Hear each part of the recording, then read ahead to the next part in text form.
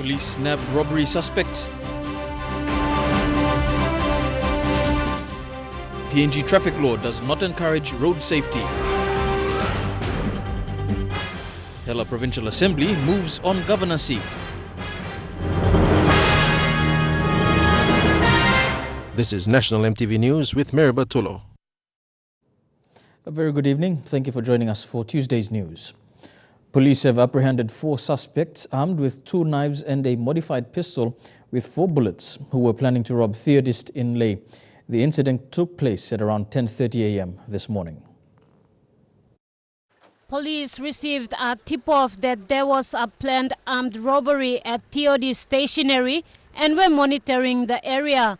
A Toyota Hilux single cab was stolen from the main market and went straight to Theodist and parked outside the stationery. The suspects were planning to rob Theodist but were not able to do so as they were intercepted by armed police in civilian clothes in front of the stationery. 2 suspects were standing at the gate behind me while the driver and the other crew were in the vehicle. Police say they were targeting a staff of Theodist who was taking money to the BSP branch just next door. The quick response by police foiled what could have been a major robbery. Leh Metropolitan Commander Anthony Wagambi Jr. is now warning criminals that police are stepping up on their operations. This is to counter the high number of stolen motor vehicles and armed robberies. In another robbery incident, 2 prime suspects were apprehended and are now being dealt with by the CID. Mata Lewis, National EMTV News, Leh. Papua New Guinea's Traffic Fine Act does not promote road safety. This by National Road Safety Council Executive Director Nelson Terma while commenting on the Traffic Fine Act of 1968. Terma said vehicle owners and drivers can easily break traffic rules and pay a maximum fine of only 50 kina. Meanwhile, he said road checks during Christmas and New Year periods will ensure safety for all motorists. Since the Traffic Act is old, drivers have the advantage to pay a minimum fine of 3 kina to 50 kina for breaking traffic rules such as unregistered vehicles. Terama said this is why a lot of unnecessary accidents are happening. A reform into the council, known as the Road Safety Authority, will prevent such activities from happening. The Department of Transport came up with a national transport strategy, and they came up with a reform which is called a Road Traffic Authority, and that authority will address a lot of these issues. Maybe the fees and fines changed and the old motor traffic also changed. So at that time, I think we will see some improvement in minimizing road accidents. Meanwhile, Terama said that in some centers, politicians failed to understand road safety and prevent them from conducting road checks in their provinces. He said an unfortunate incident that happened recently was in Leh that involved a provincial government vehicle where the driver died and his companion hospitalized. He urged members of parliament to work together with them and assist with resources and logistics to address road safety. And our program will continue to the New Year in Leh and Port Moresby, but the other provinces who are staging their festive period operation has to continue, and we need to work together to address road safety in Papua New Guinea so that road accident can be minimized. In partnership with Motor Vehicle Insurance Limited and police, the Road Safety Council conducted major roadblocks in Pom and Leh this festive season. Reports show that many PMV buses do not have P plates or permits, and many PMV drivers and their crews do not have a license. A lot of private vehicles are also unregistered. Vasinata Yama, National EMTV News. Morobe Governor Kelly Naru is the new Christian Democratic Party leader. One of his tasks as new party leader will be to ensure the party's money is spent on its priorities. Naru believes the creation of the party will offer an alternative political leadership to the people of Papua New Guinea. Practical reality is the contrary.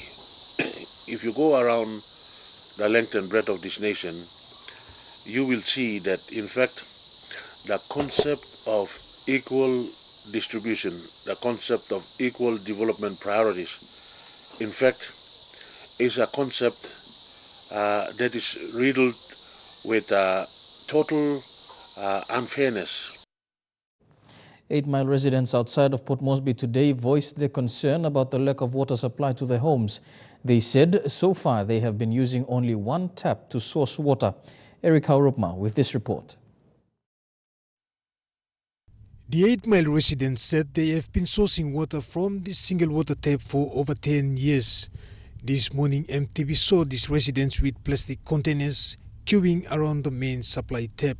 Daniel Youngis from East Sepik, a long-time 8 Mile resident, said he has been facing this ordeal for over 20 years. People are desperate, people need him water, and people are something where can keep him alive, because water is life here.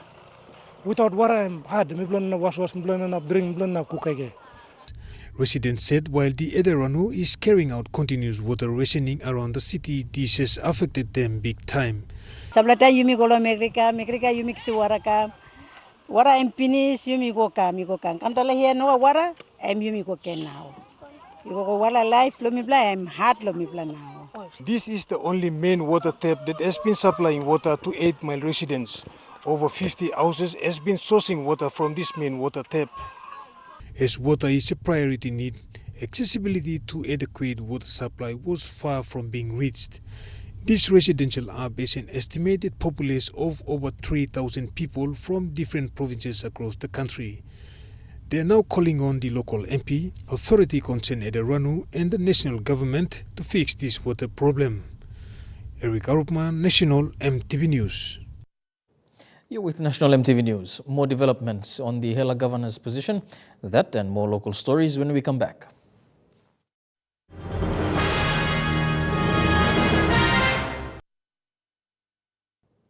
Welcome back to the news. New developments on the Hela governor's seat today with a provincial assembly gathering and an urgent court application. Reports from Tari claim Como Magarima MP Francis Potape was sworn in as new Hela governor by the provincial assembly this morning. While at the Waigani courthouse, an urgent application by Potape's lawyer this afternoon to dismiss a restraining order has been adjourned to January next year. The court held that the legal document served by Anderson Aigiru on the 22nd of December 2015 was served 1 hour after the members of the Provincial Assembly met and moved a motion to dismiss him as Hela governor. Lawyer representing Mr. Aigiru was not able to provide a copy of the meeting minutes and names of all assembly members who had attended the meeting on December 22.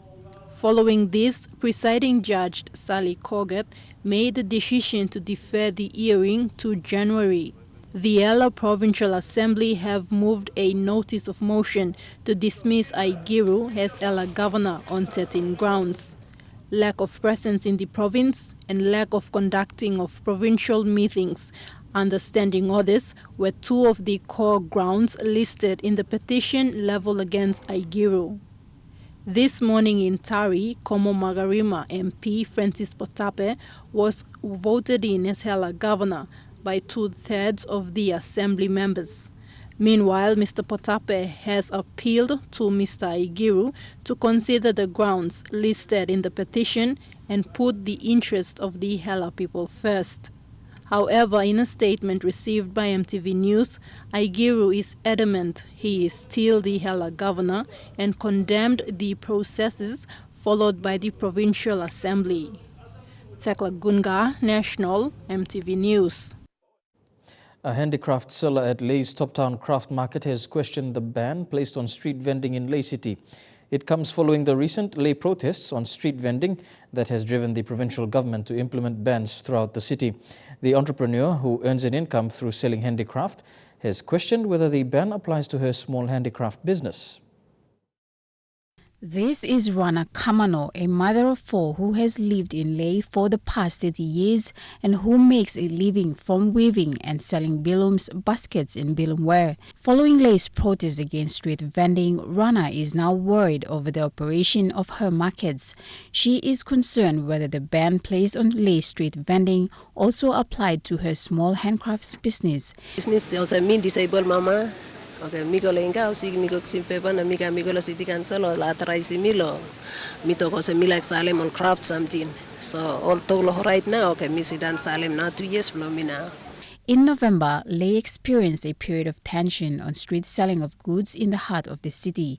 Some of these handcraft sellers at Leh's Toptown area have sought approval from the Leh City Council to do their business but are still unsure if this will last in the future. Only can help me because me one la disabled mama now all this la something and most me yet one long and one la business for me. Registered street vendors are reluctant to sell their goods. Last month, a ban was imposed on vendors by the Leh City Council.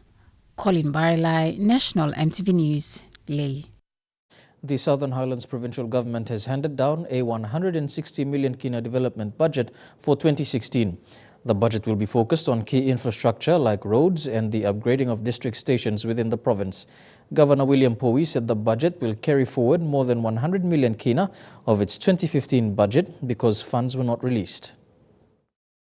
The 160 million kina budget for Southern Highlands Province will be focused on 4 major projects in Mendi and other parts of the province. The 4 major projects in Mendi will be the construction of a 3-story provincial government complex worth over 20 million kina, a 10 million kina public servants housing project, the 4 million kina Mendi market project, and the 2 million kina judges resident project, funds for which have already been released to the National Judicial Services.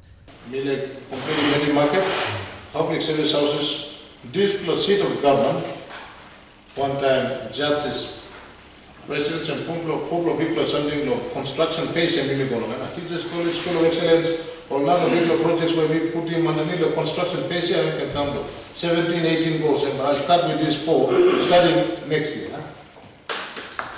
Outside of Mendi, road projects will receive continuous funding. Okay, no infrastructure road, will do road, Lucas and Miami, current forward, Ego, 700,000. Tona, Biambel Road, this road I'm continuing from Red Caranas, Nakamo Semtu and Victor area, not yet done, so I'm going to put it 700,000. Kirene Road, and this land, 6 or 7 kilometers, I think, look, BK construction working permanent instead of that I'm working good through the Mihamas. And we put in 1.5 million a year. So that all 8 or 9 council will go start many immigrant travelers. Education will see another year of development with 4 million kina to be put to the development of the Biu Yabi and Kaupena high schools. The Kutubu development funds of 3 million kina will be allocated to the Imbogu, Yalebu Pangi and Kagwa Eravet districts, while 4 million kina will go to Mendi Munyu and Nipa Kutubu district. These ones will go down to the grassroots and really trickle off something we don't look in trickle feeder or community school, 8 or some really important things when we overlook in Long. Stanley Over Jr., National MTV News. The Christian Brotherhood Church in Arera Tege in Lake Kupiago came alive during the festive season with fellowship and youth activities. The event was sponsored by the Trans Wonderland Group of Companies under its Community Assistance Fund. Trans Wonderland Group of Companies Managing Director Larry Undergully challenged the young leaders to rise up and make a difference in their communities. The Christian Brotherhood Church Youth Convention program focuses on integrating spiritual and self-development for youth in the community. The main message for the youth is to push forward with positive attitudes to become future leaders and steer away from alcohol and drugs.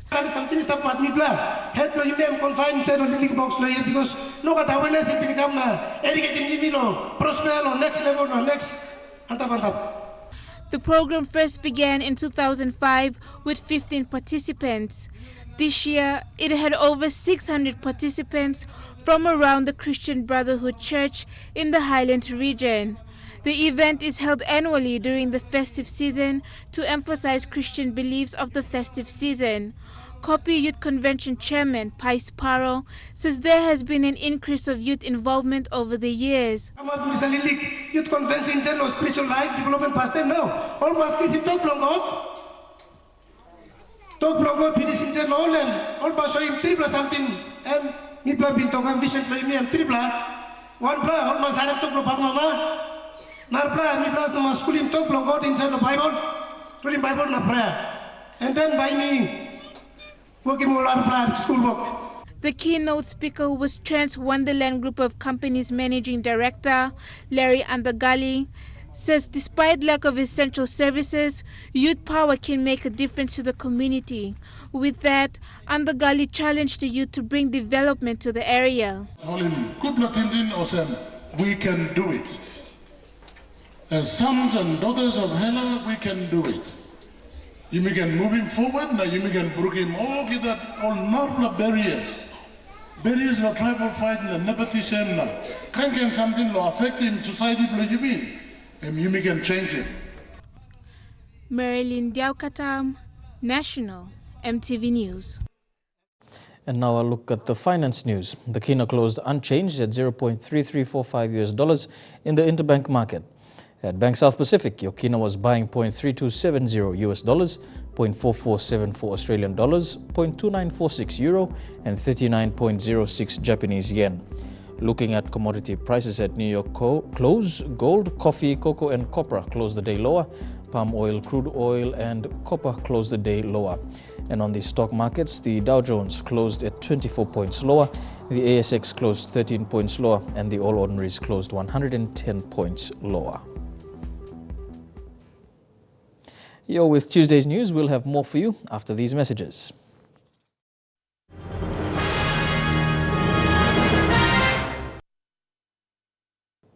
Welcome back to the news.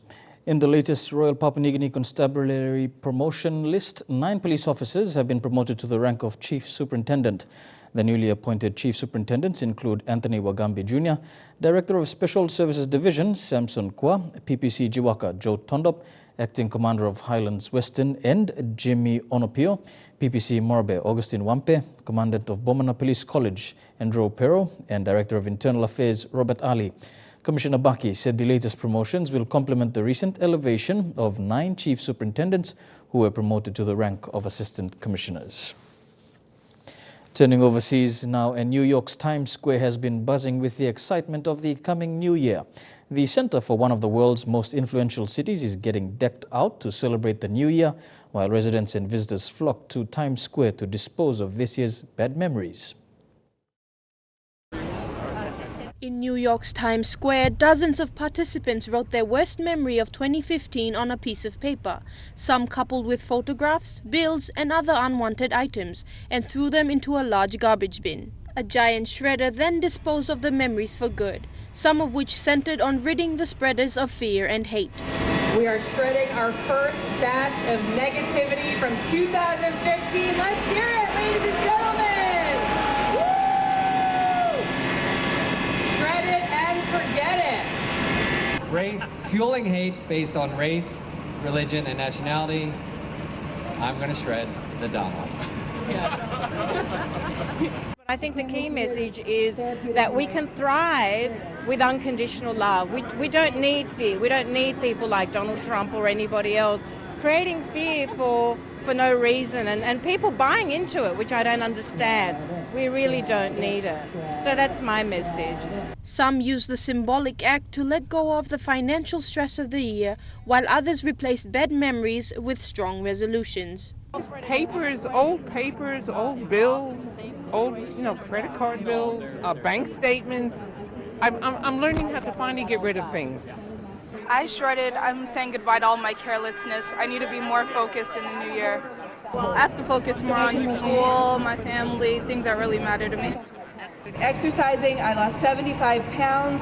I'm a happier, healthier, more fulfilled person, and I look forward to 2016 being my best year yet. Meanwhile, as part of a century-old tradition, workers installed nearly 300 new crystal triangles in the Times Square ball in anticipation for the ball drop. expected to draw at least 1 million people. Michelle Bird, EMTV World News. The family of a Syrian boy who drowned off the coast of Turkey is beginning a new life in Canada. The uncle, aunt and cousins arrived in Vancouver today to reunite with their families.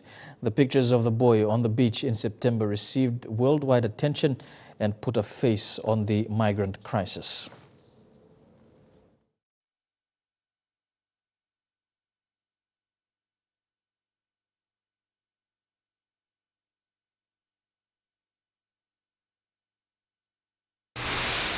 Yeah, understandably, they were emotional scenes there at Vancouver Airport as Tima Curdy couldn't wait to get her hands around her family that had just come in from Germany.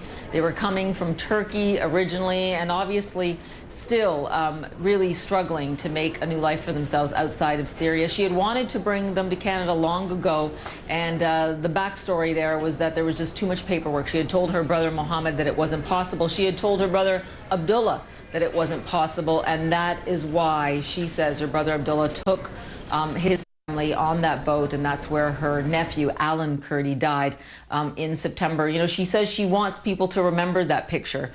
She wants it to stand for something, for a time when the world finally said enough is enough. And here is what she had to say at Vancouver Airport.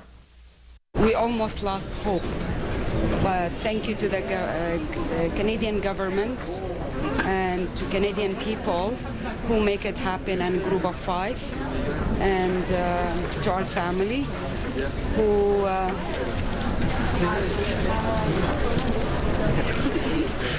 the rest you know. Now, her brother, Abdullah, who is Alan's father, he lost his entire family, his 2 little boys, his wife. He was invited to apply also for asylum in Canada, and he chose not to. He says he's still grieving and really wants to try and figure his life out. And right now he's doing a lot of volunteer work for refugees. And what the Kurdi family says is that they want people to keep in mind that while they've had a happy reunion for today, that what they really want is for some peace to come in the next few months to Syria. Bangkok in Thailand could be underwater in just 15 years. That means rising sea levels could jeopardize the homes of millions of people. Where the city's Chao Phraya River meets the sea on the coast of the Gulf of Thailand. And here on the outskirts of Bangkok, there is no question about the rising sea levels. I'm having to take this boat out to what was once a thriving village and temple half a kilometre inland that is now under the sea. The distinction between land and sea is blurred here. The sea takes no time in claiming its territory. As the water sweeps further and further in, locals like Phai have been chased inland. I've moved so many times. This is my 4th home. I feel like there's a cliff under the sea and the land keeps on sinking into it. He hasn't heard of climate change, but can see what nature's doing, he tells me. This is where Phai used to live, a village, hundreds of homes, now completely underwater, where only electricity pylons remain to mark where people once lived, now lost to the sea. This temple was built in 1952 to be in the heart of the community that used to live here. Named Lord of the Sea, little did they know then that today it would be surrounded by water. Each day, as the tide comes in, the temple becomes an island. The floor's been raised repeatedly to avoid the rising sea. A giant new statue of Buddha has been brought in to keep the sea at bay, a try at divine intervention. But this is more than just a coastal problem. Soon, if nothing's done to stop it, this water will be making its way into the sea. Bangkok is built on soft clay-like soil with increasingly heavy giant buildings weighing down on it. Add to that soil erosion and sea levels rising 1 to 2 centimetres a year, and it's a cocktail for flooding disaster. Bangkok is about 0.5 meter above mean sea level. The next 50 years, we already the same sea level. The next 100 years, we are under the water about 50 cents. After a detailed investigation, Thailand's National Reform councils concluded the risk of Bangkok sinking is moderate. More analysis and research committees are in the pipeline. It did say action needs to be taken, but not what. Experts say that's not enough. If the government doesn't act now and construct a multi-billion-dollar sea wall soon, the city of Bangkok won't just be sinking, but a sunken city under the sea. You're watching National EMTV News. Inmates staying positive and sports being used to keep youth busy. That and more up next in Trukai Sports.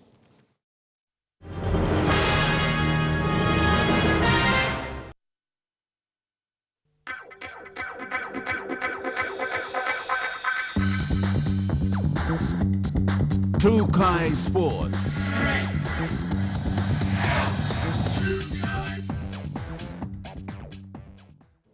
Welcome to Trukai Sports. Inmates at the Bomana Minimum Security Unit celebrated the festive season with a number of sporting activities as part of rehabilitation and to keep them mentally and physically sound while serving time. The mini competition will end on Friday, the 1st of January 2016. Shane Saroya has this report. Many have celebrated the festive season with carols and candles, gifts, singing and family. But inmates at the Minimum Security Division at Bomana Correctional Service Institute, they came together through sports. The inmates organized the competition with volleyball, rugby nines and soccer as the three main games to be contested by 4 cell block or units divided into 4 teams. Keeping me play busy lo this tournament because me no one percent lo make lo festive season. Me play stop inside and play confine inside na. Me play come up into tin me play toto until boss blow me plan or toko right. The games were played in a round-robin format. Cell 1 was the dominant team in all 3 codes, winning the Rugby Nines Challenge as well as the volleyball and contested fairly in the soccer games played in the late hours of the day. However, there are still few more rounds to go before the finals day on Friday, the 1st of 2016. Me play lo inside lo mosem all outside line all hamas lo narpla way so me play hamas through lo sports. So lo sports mosem me play keep me play healthy na fit na me play stop. So me play hamas through lo this la. Inmates who organized the event said living in the contained compound has humbled them and broken down most of the bad practiced in their lives. The games helped them to keep fit and healthy and helped them connected to the outside world even though in prison. They have learned to see life in a positive outlook and hope to reunite with their families and make difference in their lives when they serve their time and get a chance once again to walk as free men. Shane Saroya, National EMTV Sports. The youth of 5 Mile and Erima were given a donation for their festive sports programs by Carl Okuk. The festive sports programs saw the youth from Erima play volleyball and touch rugby, and 5 Mile play volleyball. The festive season is a time to be enjoyed with family and friends. The youth at NBC 5 Mile enjoyed the sports program, which is sponsored by Carl Okuk. He donated a total of 35,000 kina for the youths of Erima and 5 Mile. The sports program sees youth play volleyball and touch rugby. Okuk said avenues such as sport will keep the youth occupied and out of trouble. By engaging in sport, the youth are kept away from creating problems and it creates a better environment within the community and the suburbs they live in. Mr. Okuk has taken the initiative to host Christmas games in all local communities of Port Moresby Northeast so communities may be able to come and play.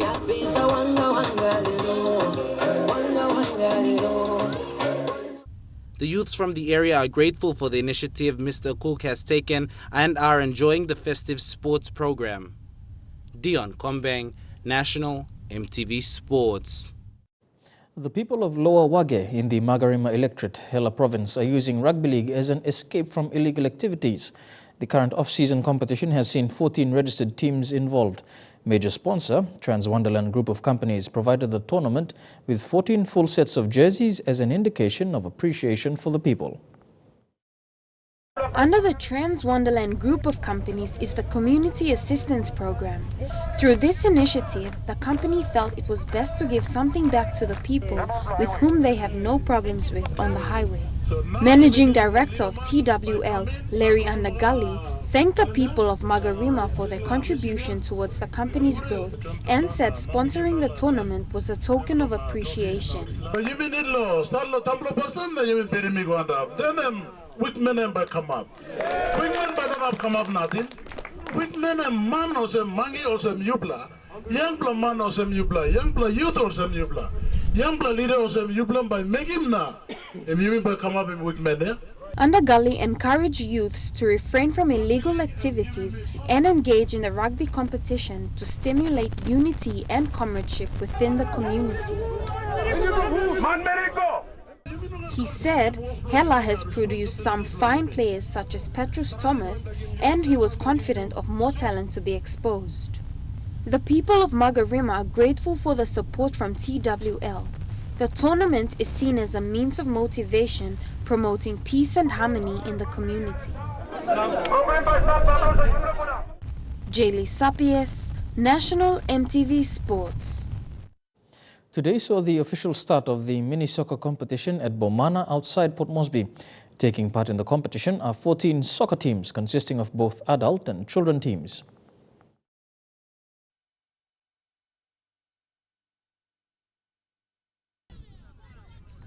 The mini soccer competition officially kicked off today in Bomana with a strong game between mixed mates and Junior Middle East.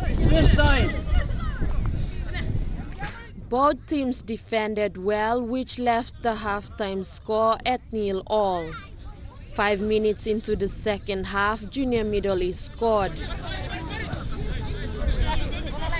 Mixed mates tried defending their goal, however, Junior Middle East ball work was too good.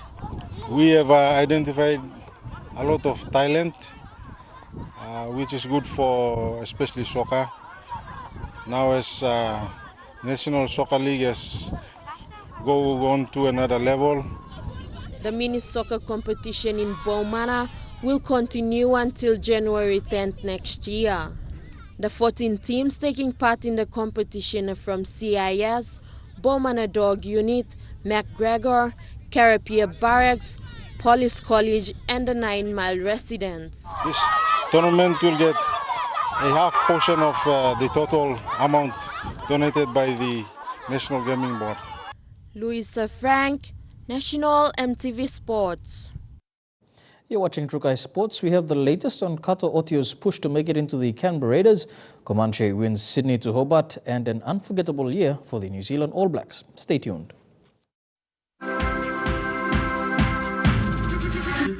Trukai Sports. Welcome back to Trukai Sports. After just a year playing in the PNG Hunters, forward Kato Otio has spent the off-season training with the Canberra Raiders. The 21-year-old is hopeful to be named in the upcoming Auckland Nines competition and to be given a contract with the Raiders. Still relatively new to rugby league, the former volleyballer has had an outstanding year with the PNG Hunters.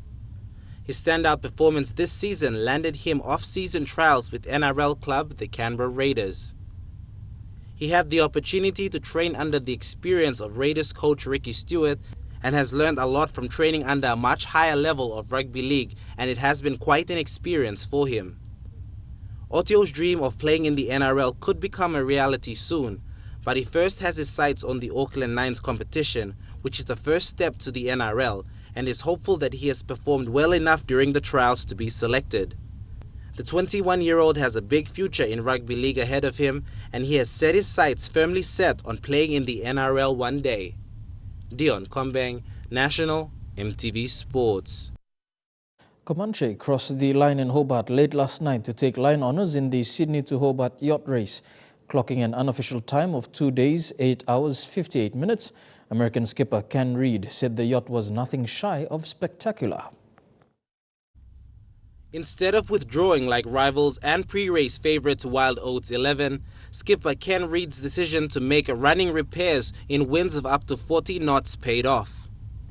Comanche crossed the line 50 nautical miles ahead of compatriot Rambler 88. The yacht made an unbelievable comeback after a setback when its rudder was damaged in rough seas and briefly retired. Comanche made a 13-hour chase to catch up with Rambler 88 before overtaking Rambler, who also sustained damage. I think it's fair to say we got the fastest 100-footer in the world. You saw what it did off the starting line and what it did down that first run, and we were 30 miles ahead when we broke. We love this boat. Jim and Christy have given us this platform to sail that is nothing shy of spectacular. The victory was also a sweet moment for the owners, the husband and wife team of Jim and Christy Hinchclark. Christy, who is also one of Australia's top supermodels, has become the first woman owner of a Line Honours winning yacht. There was a bunch of emotions that went on. Pure terror at one stage, excitement, now just total joy and fulfillment. I mean, it's one of the best things I've ever done. Dion Kombang, National EMTV Sports. 2015 was a memorable year for the Rugby World Cup winning team, the New Zealand All Blacks. The All Blacks saw a turn of events which made headlines all over the world. These include the unforgettable World Cup Grand Final against the Australian Wallabies, the retirement of captain Richie McCaw, as well as the loss of Union legend Tongan-born John Alomu. John Alomu passed away at the tender age of 40 from a kidney condition, just a few short weeks after the All Blacks' victory at the Rugby World Cup in London. It's New Zealand. With his size and strength, the former winger was said to have changed the way people saw the game. Alomu! Less than 24 hours after Lomu's passing, 35-year-old All Blacks captain Richie McCaw announced his retirement. McCaw created history by becoming the first ever captain to win a World Cup back-to-back and is arguably the most decorated rugby player the world has seen, ending his 15-year international career with a world record 148 tests, in which he won 130.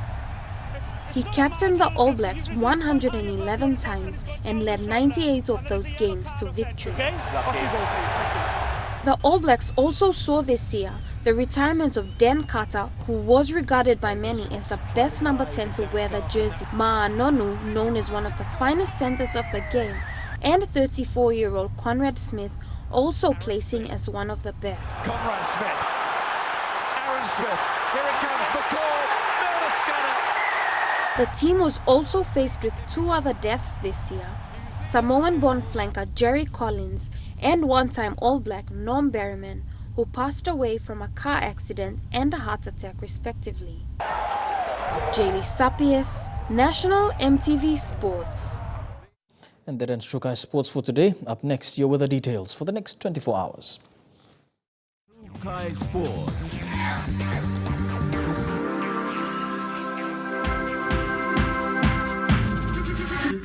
Trukai Sports.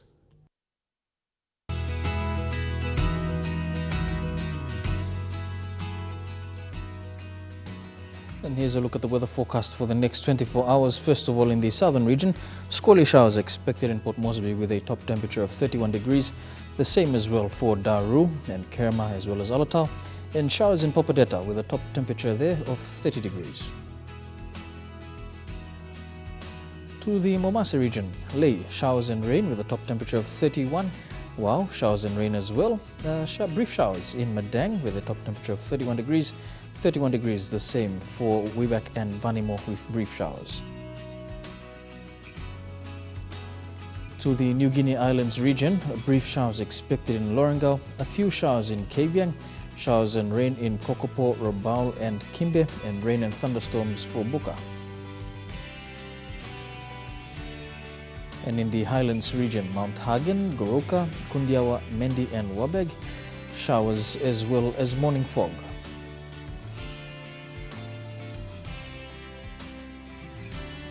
To the forecast for small ships, but first there is a strong wind warning. Strong northwesterly surge of 25 to 34 knots with stronger gusts reaching 48 knots are expected to persist for the next 24 hours, causing rough seas. There is also a gale wind warning. Very strong northwest surge of 34 to 48 knots are expected to persist for the next 24 hours, causing very rough seas.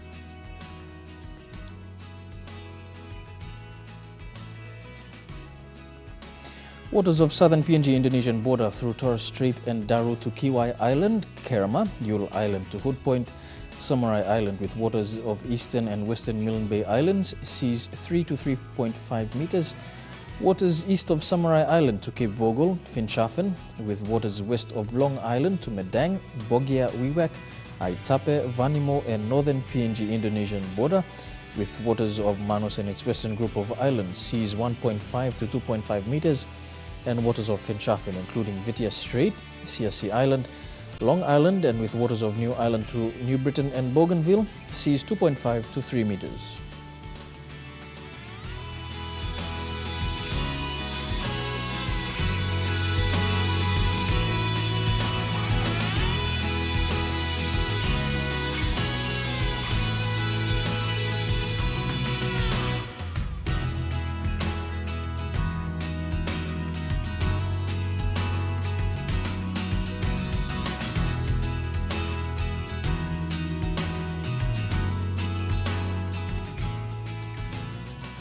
And a look at the ocean forecast for PNG areas. Warning for the Coral Sea, seas very rough with southwesterly winds at 34 to 48 knots.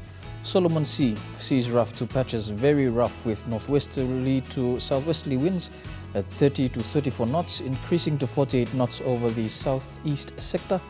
Bismarck Sea, seas moderate to rough with northwesterly winds at 20 to 34 knots. And the Pacific Ocean, seas moderate to rough with northwest to westerly winds at 20 to 34 knots with gusts. Now, before we go, the national government's investments to build more hotels in Port Moresby does not support the growth and development of the tourism industry in Papua New Guinea. Madang businessman Sir Peter Bata says provincial centres will suffer as a consequence of the poor flow of tourism. Sir Peter was responding to a recent statement by the Minister for Trade, Commerce and Industry, Richard Maru. Fabian Hakalitz spoke to Sir Peter in Madang. In a recent media conference, Mr. Maru announced the national government's investments to build 3 world-class hotels in Port Moresby. One is being built near Hela by the MRDC group, so we can drive competition and build world-class hotels and drive the cost of hotels in Port Moresby. Madang businessman Sir Peter Bata told EMTV News more hotels in Port Moresby will reduce cost, may be true in capital.